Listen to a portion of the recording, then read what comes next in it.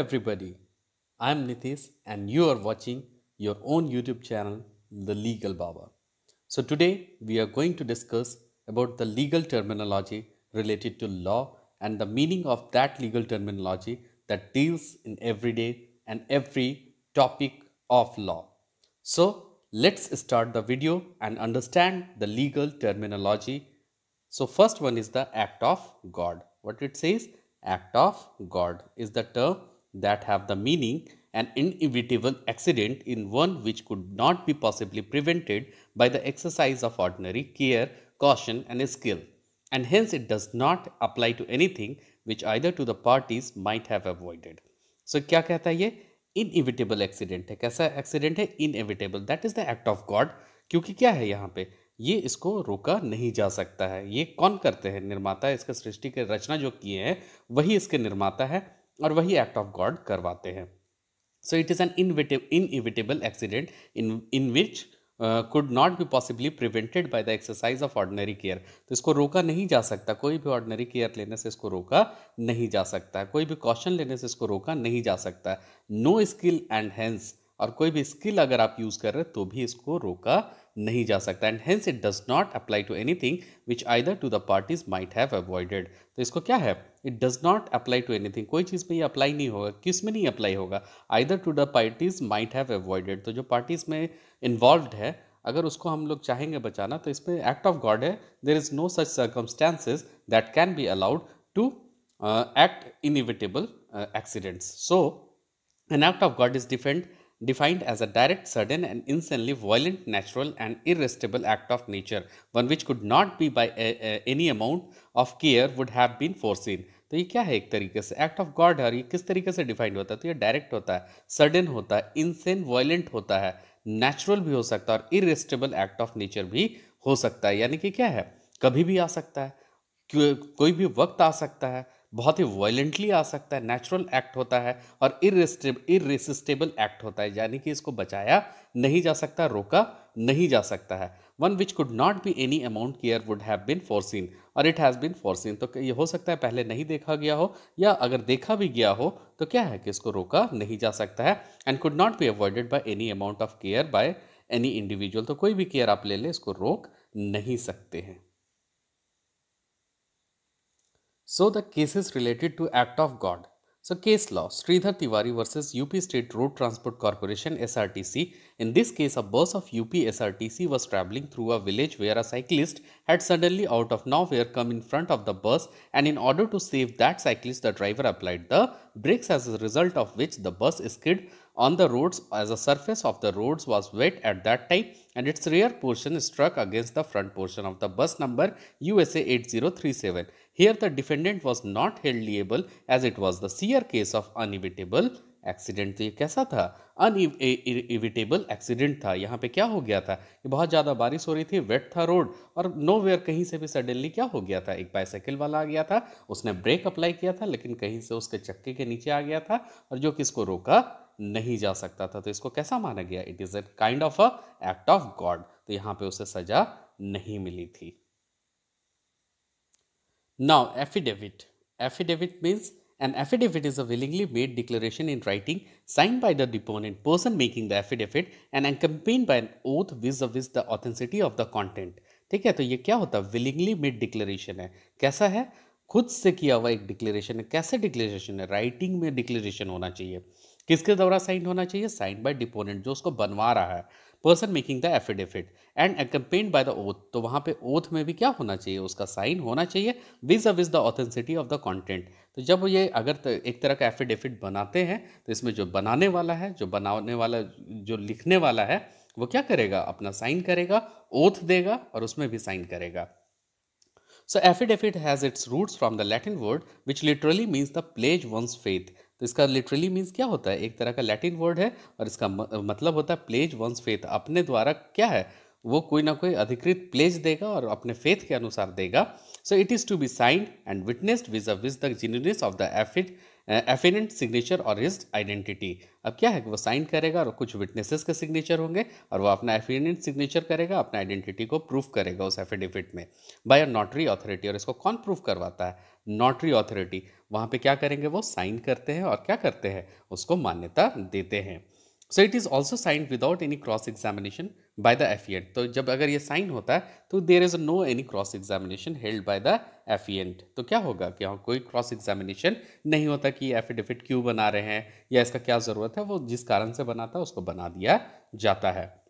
So the difference between an affidavit and deposition is that the former versus voluntary but the latter is not। तो यहाँ पे differences क्या है एक affidavit में और एक deposition में, कि affidavit क्या होता है? voluntary होता है, लेकिन deposition क्या होता है? voluntary नहीं होता है। तो affidavit कैसा है? voluntary, खुद से बनाने वाला लोग इसको बनाते हैं और affidavit के तौर पे यूज करते हैं।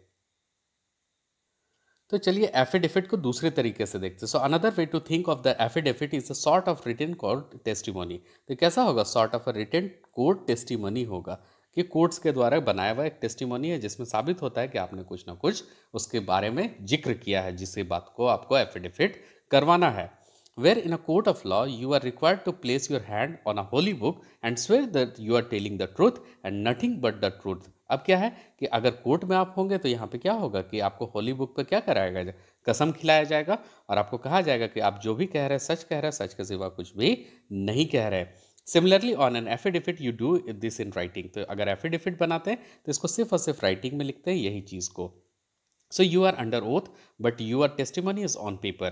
तो आप भी ओथ लेते हैं लेकिन आपका टेस्टिमनी कहाँ पे होगा? आपके पेपर में होगा, ना कि आपको होली बुक पर रख के कसम खिलाया जाएगा। So they are important in a way that oral submission evidence testimony is only admissible before a जज but an affidavit can be used as an alternative to this. अब क्या है कि ओथ कहाँ पे लेते थे? कोर्ट में अंदर में लेते थे, ओरल सबमिशन होता था और वो जज के सामने किया जाता था। लेकिन एफिडेविट कहाँ पे यूज होगा? It is an alternative to this. तो ये कहीं पे भी यूज कर सकते हैं। However, misleading information in an affidavit can lead to prejudice charges against the affiant, but in the affiant forget to include something or omit something, then he cannot be penalized for such omissions।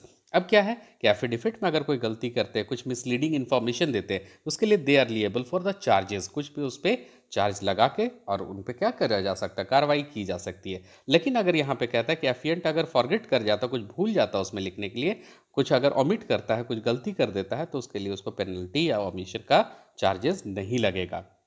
So if the affiant mentions something in the affidavit which are not established fact or is not backed up by the some evidence, then he will be have to mention that it is the in his opinion। अगर वो क्या है कोई affidavit बना रहा है और कुछ ऐसे तथ्य को जिक्र कर रहा है जिसके पास उसके पास कोई फैक्ट नहीं है या कोई बैक्ड अप उसके पास सपोर्ट नहीं है उस फैक्ट को प्रूफ करने के लिए, तो क्या कर सकता है? वो बोल सकता है वहां पे एफिडेविट में कि this is solely based on my opinion.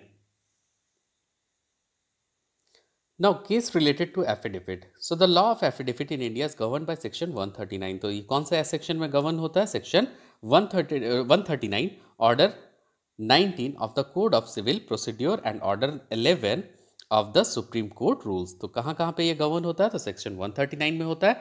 और अगर कोड ऑफ सिविल प्रोसीड्योर में देखेंगे तो ऑर्डर 19 में गवर्न होता है, और सुप्रीम कोर्ट के रूल्स में देखेंगे तो ऑर्डर 11 में गवर्न करता है।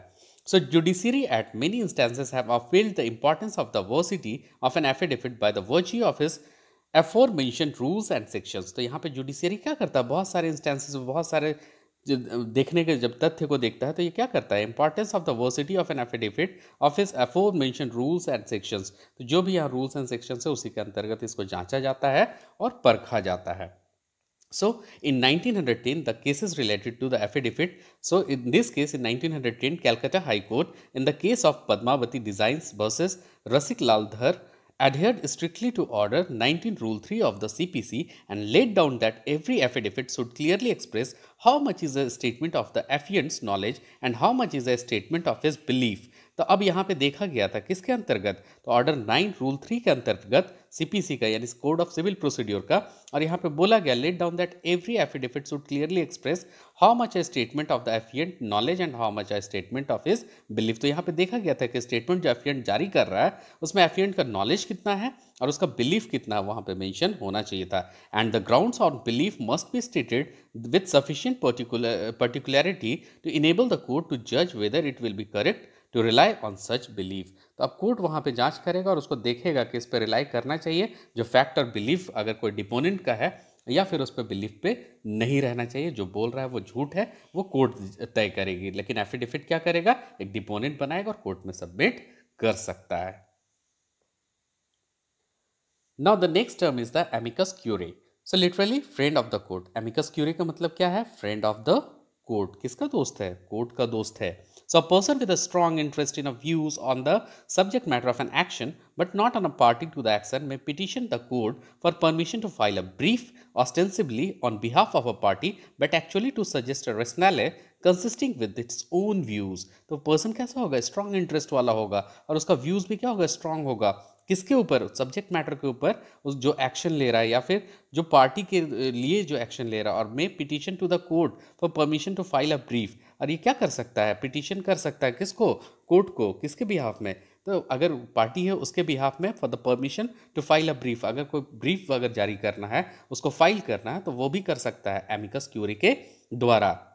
सो ostensibly on behalf of a party, किसके तो बिहाफ में करेगा, तो कोई पार्टी होगा, कोई उसके पार्टी के बिहाफ में ही क्या करेगा, उसको फाइल करेगा। But actually to suggest a rationale consistent with its own views. लेकिन इसमें क्या होगा कि जो रेशनलेस यूज करेंगे, जो उसका सब चीज़ वहाँ पे तथ्य जारी होगा, जो कोर्ट में केस फाइल होगा उसके लिए, तो वहाँ पे किसका होगा, तो वो एमिकस क्यूरी में उसके अपने बिलीफ का होगा। यानी कि वो जो फाइल करने वाला व्यक्ति है, उसका अपना बिलीफ होगा इसको फाइल करने में। Such amicus curiae briefs are commonly filed in appeals concerning matters of a broad public interest। तो amicus curiae में जो briefs होते हैं वो किसके लिए होते हैं, तो broad public interest के लिए होते हैं, और वो ऐसे मैटर कंसर्न करते हैं जो कि लोगों के हित के लिए होता है। एग्जाम्पल अगर हम बात करते हैं तो बहुत सारे सिविल राइट केसेस हो जाते हैं। They may be held by a private person और द गवर्नमेंट। और ये कैसा होगा, या तो प्राइवेट पर्सन भी फाइल कर सकता है और गवर्नमेंट भी फाइल कर सकती है, ठीक है। और उसके बिहाफ में भी हो सकता है, कोई पार्टी होगा तो वो भी फाइल करते हैं।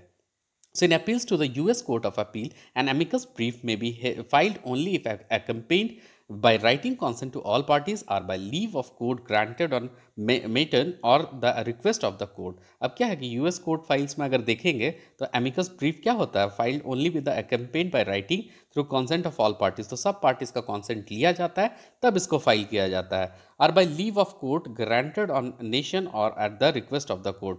तो ये क्या होगा, नेशन के थ्रू, मेशन के थ्रू ग्रांट होगा या रिक्वेस्ट ऑफ द कोर्ट के थ्रू ही ग्रांट हो सकता है। Except that the consent or leave shall not be required when the brief is presented by the United States or the ऑक्टर और the agency there of. तो यहाँ पे क्या कह रहा है कि कॉन्सेंट और leave shall not be required. तो कॉन्सेंट और लीव का जरूरत नहीं होगा किसको, एमिकस क्यूरी को फाइल करने में।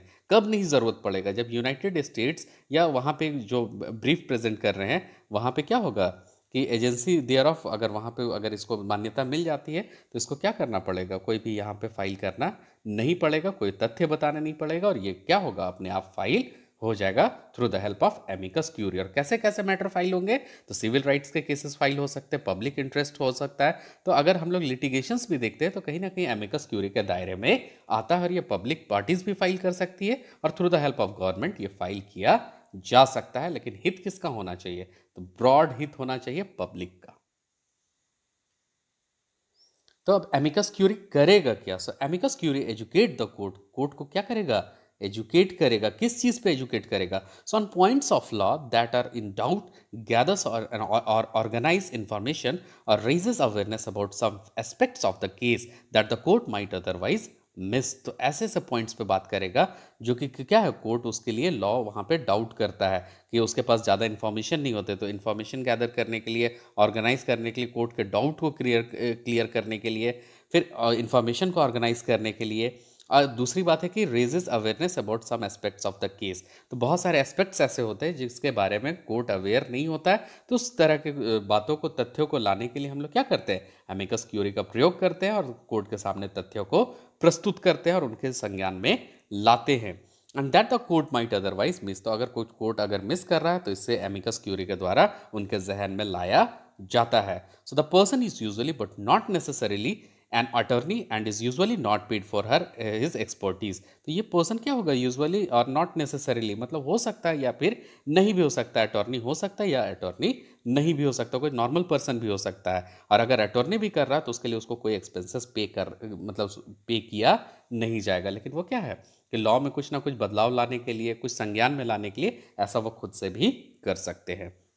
सो an amicus curiae must not be a party to the case. तो ये एमिकस क्यूरी क्या होगा, पार्टी के केस का नहीं होगा, nor an attorney in the case, but must have some knowledge और पर्सपेक्टिव दैट मेक्स हर और his views valuable to the court. तो ये कोई जानकार भी नहीं हो सकता, एक नॉर्मल पर्सन भी हो सकता है, और ये क्या कर सकता है, वह फाइल कर सकता है, और जो भी व्यूज है वो कोर्ट के लिए वैल्यूएबल होगा तो वो कोर्ट संज्ञान में लेगी through the help of amicus Curie. तो ये कर सकते, कोई भी पार्टी कर सकता है, अटॉर्नी कर सकते हैं, जनरल पब्लिक कर सकता है। जरूरी नहीं है कि वो लॉ से संबंधित हो, लॉ का ज्ञान हो, लेकिन अगर उसको लगता है कि ये संज्ञान में लाना चाहिए कोर्ट का, तो वो कोर्ट का अपने मतलब क्या है, एमिकस क्यूरी के द्वारा उस संज्ञान में ला सकता है। The most common arena for amici curiae is the case that are under appeal. तो कैसे केसेस को देखता है, जो केसेस अंडर अपील में होते हैं, यानी कि उसमें अपील के लिए दायर किए रहते हैं, are being of considered by the court and where issues of public interest such as social question of civil liberties are being debated. तो क्या होगा, पब्लिक इंटरेस्ट सच एज किसके किसके इंटरेस्ट का होगा, सोशल क्वेश्चंस होंगे, और सिविल लिबर्टीज के क्वेश्चंस अगर वहाँ होंगे, उसके बारे में डिबेट हो रहा होगा, तो वहाँ पे क्या है, एमिकस क्यूरी के द्वारा संज्ञान में ध्यान में लाया जा सकता, कुछ ऐसे पॉइंट्स जो कोर्ट के संज्ञान में ना हो। So cases that have drawn participation from amici curiae are those involving in civil rights such as 1952's Browns versus Board of Education। तो बहुत सारे सिविल राइट्स केसेस होते हैं, इसमें बहुत सारे क्या होते हैं कि पार्टिसिपेशन होते हैं। तो यहाँ पे क्या है कि एमिकी क्यूरी का प्रयोग कर सकते हैं, और एक 1952 Brown versus Board of Education के केस में भी इसका प्रयोग किया गया था। So capital punishment, environmental protection, gender equality, infant adoption and affirmative action, ये सब जितने भी चीज़ है इसमें हम लोग क्या कर सकते हैं, एमिकस क्यूरी का प्रयोग कर सकते हैं। किसमें किसमें, capital punishment, environmental protection, gender equality, infant adoption, etc. So, amici curiae have also informed the court about narrower issues such as the competence of juror और the correct procedure for completing a deed और a will. तो ये दूसरे और भी ध्यान दे सकते हैं, जैसे कि क्या है, नैरोअर इशू, को छोटे छोटे इशूज होंगे, कॉम्पिटिशन ऑफ ज्यूरर, ज्यूरर का कॉम्पिटेंस को भी चैलेंज कर सकते हैं, correct procedure for completing a deed और अ विल। तो अगर कोई गलत प्रोसीड्योर अपनाया है डीड और विल में, तो इसको भी क्या है, कोर्ट के संज्ञान में ला सकते हैं। और evidences that a case is collusive और फिक्सिशियस दैट इज। तो अगर कोई एविडेंस है और ये क्या है, फिक्सिशियस है, झूठा है, या फिर क्या है, मनगढ़ंत है, तो इसको भी क्या कर सकते, कोर्ट के संज्ञान में ला सकते हैं। That the parties are not being honest with the court about their reasons for being there. तो अगर पार्टी है और वो ऑनेस्ट नहीं है कोर्ट के प्रति, तो क्या है, इसके बारे में भी हम लोग वहां पे संज्ञान में दे सकते by the help of this amicus curiae. Now, cases of amicus curiae. For example, Missouri Supreme Court in 1969 distinguished the role of amicus curiae from the normal role of the attorney in assisting the court. तो अब यहाँ पे 1969 में Missouri supreme court क्या किया था, यहाँ पे रोल ऑफ एमिकस क्यूरी को किससे डिस्टिंग्विश किया था, तो नॉर्मल रोल ऑफ अटर्नी, जो नॉर्मल रोल ऑफ अटर्नी था उससे एमिकस क्यूरी को अलग किया असिस्टिंग द कोर्ट। तो कोर्ट को क्या करता था, अटर्नी भी असिस्ट करता था, लेकिन एमिकस क्यूरी कैसे अलग असिस्ट करता है इसके बारे में बताया गया था। So in this case the court requested the attorney who had formerly represented the parties in the case to help elicit testimony and cross examine witness. तो यहाँ पे क्या हो रहा था, एक अटॉर्नी थे और वो क्या कर रहे थे, फॉर्मरली रिप्रेजेंटेड द पार्टीज, जो पार्टीज थे उसको रिप्रेजेंट कर रहे थे और केस में हेल्प कर रहे थे टेस्टिमनी को प्रूफ करने में और क्रॉस एग्जामिन करने में विटनेस को। So the lawyer also made objections and urged objections against the city which was defending the lawsuit over zoning। तो यहाँ पे लॉयर जो था वो क्या किए थे, ऑब्जेक्ट किए थे और मतलब आर्ग्यूमेंट किए थे किसके बारे में, तो जो ऑब्जेक्शंस थे सिटी के बारे में, जो वहाँ पे डिफेंडिंग लॉसूट में था कि सिटी में क्या हो रहा था, जोनिंग हो रहा था, मतलब जोन्स वाइज में बांट रहे थे सिटी को, उसी को डिफेंड करने के लिए लॉयर भी क्या कर रहे थे, ऑब्जेक्ट कर रहे थे। Since seeking the payment of attorney fees for his service, the attorney argued that he had served as amicus curiae due to his acting at the court request। अब यहाँ पे क्या हो गया था, जो अटर्नी काम कर रहे थे वो बोले कि हम एमिकस क्यूरी के तौर पे काम कर रहे थे, क्योंकि कोर्ट को वो क्या कर रहे थे, असिस्ट कर रहे थे। और ये क्यों असिस्ट कर रहे थे, due to the court request, court उनसे रिक्वेस्ट किया था इसलिए वो असिस्ट कर रहे थे, इसी के लिए वो क्या कह रहे थे, डिमांड कर रहे थे फी का। So the Supreme Court found that in the orderly and intelligent representation of the case, he rendered assistance of the court the same way as the attorney had contributed to the orderly presentation of a case. He was appealing, however, not as an advice to the court, but a representative of private litigant, advanced their petitioner interest and is not entitled to have their fee for has admittedly valuable and competent professional service taxes as costs। तो अब यहाँ पे क्या हो गया, कि उनको amicus curiae के तौर पर देखा गया था। और यहाँ पे जितने भी चीज़ थे वो क्या हो गया था, जितने भी सर्विस जो कोर्ट को रेंडर्ड किए थे उसके लिए क्या हो गया, and is not entitled to have their fees, तो उनको कोई फ़ी नहीं दिया गया। बट क्या हो गया था, कॉम्पिटेंट प्रोफेशनल थे, इसलिए सर्विस टैक्स कॉस्ट में उनको मदद मिली थी, क्योंकि वो क्या किए थे, एक केस में वो रिप्रेजेंट किए थे as a form of amicus curiae, and he is given his valuable comments on the particular subject. So this is all about the amicus curiae. Now the next term is the attorney. So a person admitted to practice law in at last one jurisdiction and authorized to perform criminal and civil legal function on behalf of a client. अब क्या है कि person कैसा होगा, admitted to practice in law, उसको admission मिला होगा law की प्रैक्टिस करने के लिए इन एटलीस्ट वन जुरिस्डिक्शन, तो कोई भी जुरिस्डिक्शन, कोई भी एक जुरिस्डिक्शन में वो प्रैक्टिस कर रहे होंगे, and authorise to perform criminal and civil legal function on behalf of client, तो ये तो क्रिमिनल भी कर रहे होंगे और सिविल लीगल फंक्शंस को भी परफॉर्म कर रहे होंगे, किसके बिहाफ में, तो क्लाइंट के बिहाफ में. So these functions include providing legal counsels, drafting legal documents and representing clients before courts, administrative agencies and other tribunals. ठीक है, तब क्या कर सकते हैं ये जो अटॉर्नी होते हैं, ये एक लीगल काउंसिल प्रोवाइड कर सकते हैं, ड्राफ्टिंग लीगल डॉक्यूमेंट, मतलब जो लीगल डॉक्यूमेंट का ड्राफ्टिंग होता है वो करते हैं, और अपने क्लाइंट को रिप्रेजेंट कर सकते हैं कहाँ पे, तो बिफोर कोर्ट और एडमिनिस्ट्रेटिव एजेंसी के सामने, एंड अदर ट्रिब्यूनल्स, कहीं और भी कोई ट्रिब्यूनल्स होगा तो वहाँ पे भी वो अटॉर्नी उसको क्या कर सकते हैं, अपने क्लाइंट को रिप्रेजेंट कर सकते हैं. Unless a contrary meaning is plainly indicated is term synonym with the attorney at law, lawyer or counsel at law. तो कोई अनदर टर्म यूज हो रहा है तो वो कॉन्ट्रेरी है, उसमें क्या होगा, वो अलग से फिर उसका क्या होगा, जांच होगा और उसमें अलग से क्लाइंट को वो देखेंगे. लेकिन यहाँ पे सिर्फ अटॉर्नी का अगर बात होगा तो वो कुछ भी फंक्शन परफॉर्म कर सकते हैं, जैसे लीगल काउंसिल का, ड्राफ्टिंग लीगल डॉक्यूमेंट का, representative client before courts, administrative agencies and other tribunals. So attorney क्या हो गया था, हम लोग तो समझ गए. तो यहाँ पे कहता है one who acts of another by virtue, तो अब अनदर बाय वर्च्यू मतलब कि क्या है, उसके बिहाफ में काम करते हैं, अपने क्लाइंट के बिहाफ में, अपॉइंटेड बाय द लेटर, मतलब जो लेटर अपॉइंट करता है कोर्ट उनको अपॉइंट भी कर सकता है अटॉर्नी को. सो अटॉर्नी ऑफ वेरियस काइंड्स, बहुत अलग अलग तरीके के अटॉर्नी होते हैं. पहला होता है अटॉर्नी ऑफ फैक्ट. तो अटॉर्नी ऑफ फैक्ट कैसा होगा, so a person to whom the authority of another who is called the constituent is by him lawfully delegated. This term is employed is designate person who act under a special agency or a special letter of attorney. तो यहाँ पे कहता है कि क्या होगा, एक person होगा ऑथोरिटी ऑफ अनदर, यानी कि उसको कोई ना कोई अथॉरिटी मिला होगा, is called by the constituent, और किसके द्वारा बुलाया होगा, कंस्टिट्यूएंट के द्वारा बुलाया गया होगा, is by him lawfully delegated, और उनको लॉफुली डेलीगेटेड किया गया होगा, यानी मान्यता दी गई होगी. And this term is employed to designate person who act under a special agency, और ऐसे एम्प्लॉयड होंगे, ऐसे पर्सन एम्प्लॉयड किसके अंदर होंगे, तो designate person who act under a special agency, को स्पेशल एजेंसी के अंतर्गत भी वो कार्य कर सकते हैं.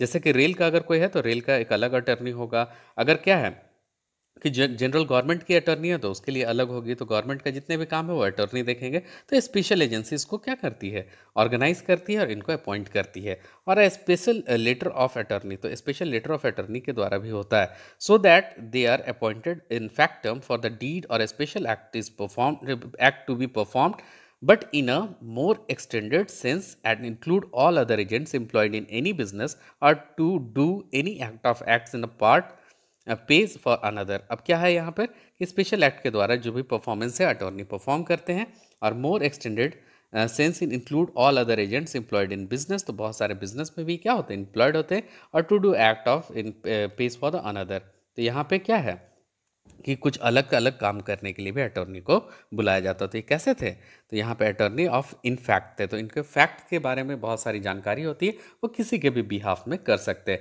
तो वो पर्टिकुलर फैक्ट अगर हम बात करें तो क्या है कि अलग अलग फैक्ट के लिए अलग अलग अटॉर्नी का नियुक्ति किया जाता है और उनमें वो अपना राय दे सकते हैं.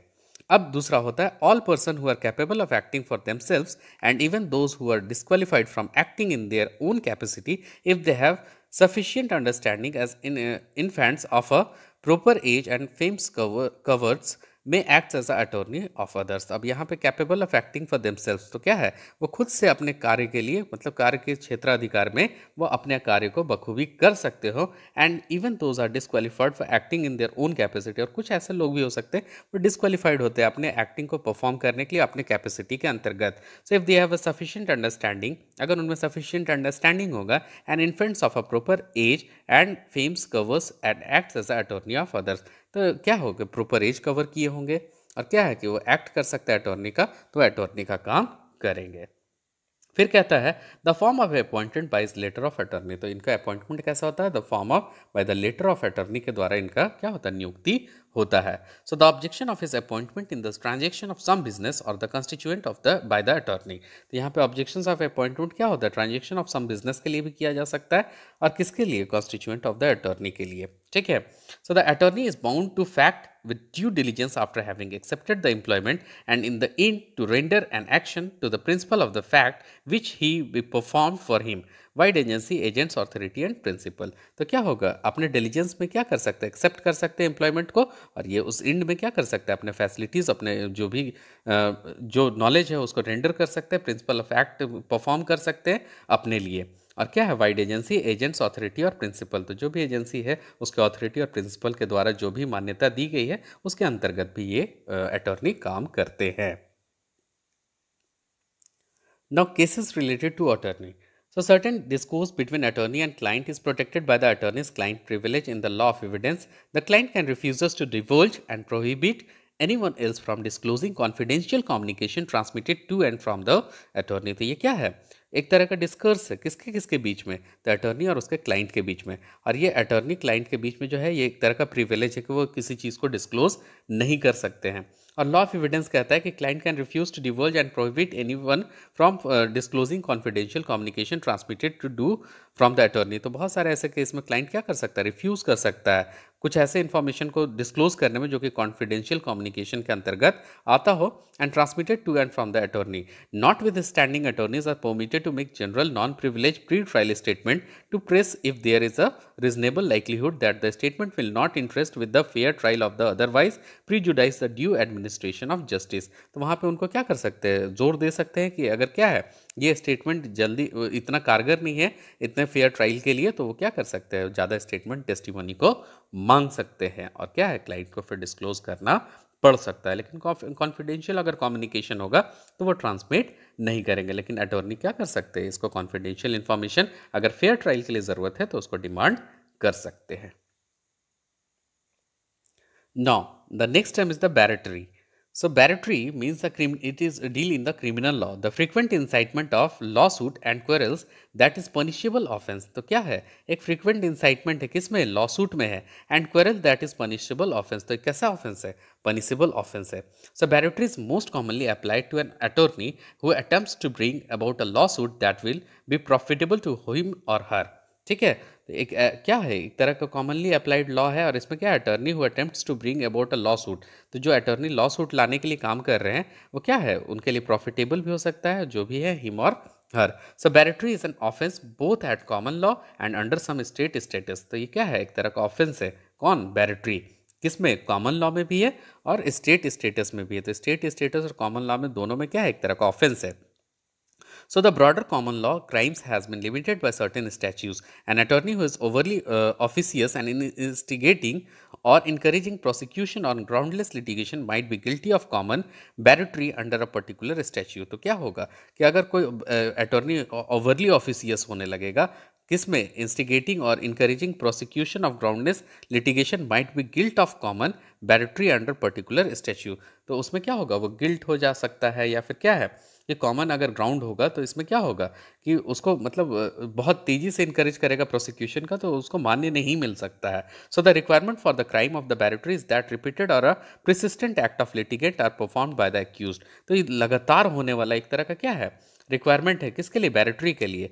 तो crime of barratry is that repeated or persistent act of litigation, लगातार वो क्या कर रहा है, प्रिसिस्टेंट एक्ट ऑफ लिटिगेशन लगातार परफॉर्म कर रहा है, एक्यूज के द्वारा हो रहा है, तो इस तरह में बैरिटरी का केस बन सकता है। So barratry is generally is a बिस डिम्योर पनिशेबल और बाय फाइन और imprisonment.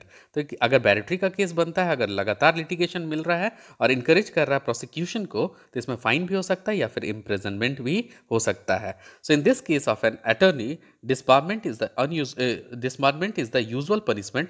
Since the few cases have been prosecuted, perjury is considered by the legal community at large to be an archaic crime.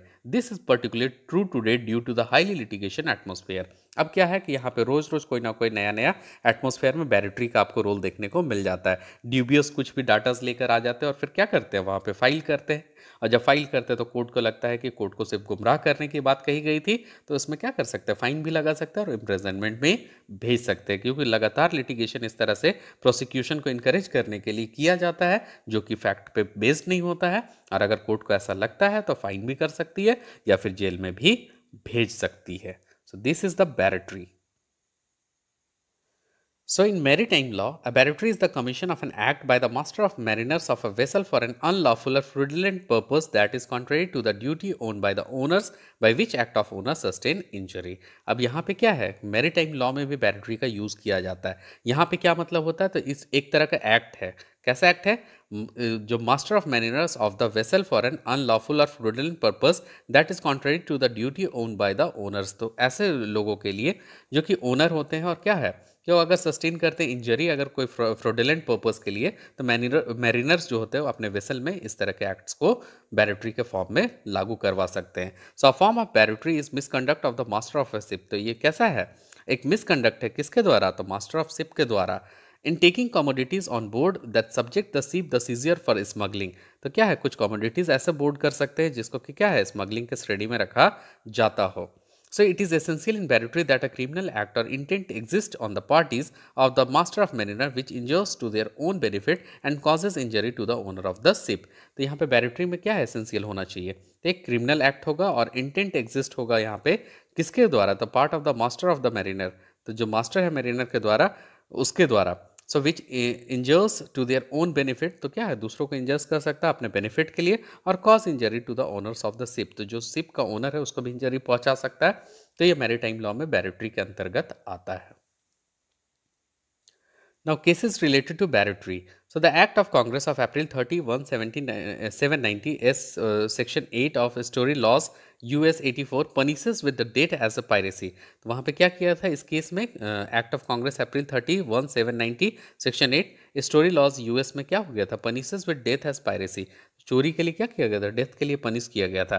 So any caption और mariner of a ship और other vessel who shall practically and penalessly run away with the ship or vessel or any goods or merchandise to the value of $50 or yield of such ship or vessel to any pirate, or if any such seaman shall lay violent hands upon his commanded thereby to binder or prevent the fighting in defense or his ship और goods committed to this trust and shall make a revolt to the said ship. तो अगर कोई आदमी होता है ship में, क्या है, वेसल्स में या शिप में, कुछ पर्टिकुलरली या फेलेनसली क्या करेगा, वहाँ पे भागने का कोशिश करेगा शिप और वेसल को लेकर, और कोई भी अगर गुड और मर्केंडाइज होगा वहाँ पे वैल्यू $50 से ऊपर का होगा, और सच शिप और वेसल क्या करेगा, पायरेट चोरी करने का प्रयास करेगा, सीमैन, या फिर violent hands upon his commanded there by binders to prevent fighting in defence of ship और गुड्स और कमिटेड टू हिज ट्रस्ट और shall make revolt in this said ship. तो वहाँ पे कैसा पनिशमेंट किया गया था, डेथ एज अ पायरेसी। तो पायरेसी अगर कोई भी करता है तो उसमें डेथ पनिशमेंट होता है, लेके शिप को भागना, $50 से ऊपर का कोई भी सामान हो, कोई भी गुड्स और वेसल्स पे अगर पायरेट भी करता है, चोरी भी करता है, तो उसके लिए बैरिटरी का प्रयोग किया जाता है और उसमें पनिशमेंट कैपिटलाइज किया जाता है। So it is a kind of a criminal offence. Now the another term is the blockade. So blockade means the isolation of a nation, area, city or harbor by hostile ships or forces in order to prevent the entrance and exist of a traffic and commerce. तो ये कैसा होता है, एक तरह का blockade है, रोक है, किसके लिए, आइसोलेशन ऑफ नेशन। अगर भारत का तो भारत का ब्लॉकेड हो सकता है, कोई और दूसरे कंट्री तो उसका ब्लॉकेड हो सकता है, किसी एरिया का हो सकता है, सिटी का हो सकता है, कोई पोर्ट हार्बर का हो सकता है, हॉस्टाइल शिप्स का हो सकता है, या forces in order to prevent the entrances. तो कोई ऐसा फोर्स लगाया जा सकता है जिससे कि क्या होगा, एंट्रेंस को रोका जा सकता है और एग्जिट को भी रोका जा सकता है, किसके, ट्रैफिक और कॉमर्स के। So blockade an act of war whereby one party blocks entry to the departure from a defined part of an enemy territory. तो blockade क्या होगा, एक एक्ट ऑफ वॉर है, यहाँ पे एक पार्टी को ब्लॉक किया जाता है एंट्री के लिए या डिपार्चर के लिए from defined by the part of enemy territory. तो जो भी एनिमी टेरिटरी है वहाँ से उसका ब्लॉकेड किया जा सकता है, एंट्री के लिए भी और डिपार्चर के लिए भी। Most of in its cost, तो ज़्यादातर कहाँ पे यूज़ होता है ये, कोस्टल क्षेत्र में, मतलब जहाँ पे शिप उप का ज़्यादा परिचलन होता है वहाँ पर। So blockades are regulated by international law and custom and required advance warning to natural states and impartial applications। तो वहाँ पे क्या है कि अगर ब्लॉकेड अगर लगा हुआ होगा तो ये रेगुलेट होता है इंटरनेशनल लॉ से, एक इंटरनेशनल लॉ बना होता है कि कौन सा क्षेत्र में किसका अधिकार है और कैसे जाएगा।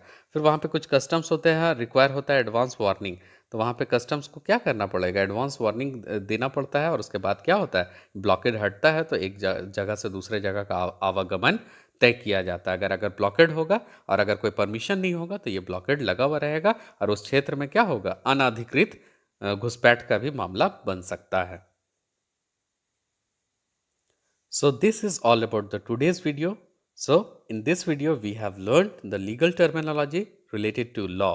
So if you like my video, if you understand my video, please share and subscribe my channel. Thank you.